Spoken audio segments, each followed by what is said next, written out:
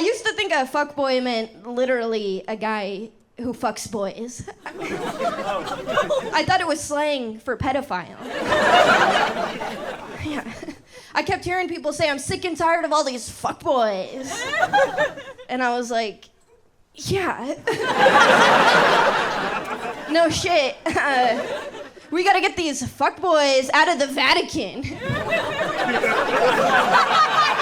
In Hollywood, I don't care how good House of Cards is.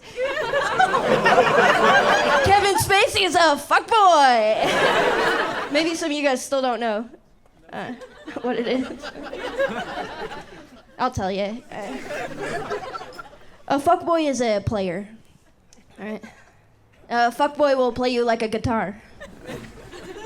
No strings attached. No music, all wood. Hey.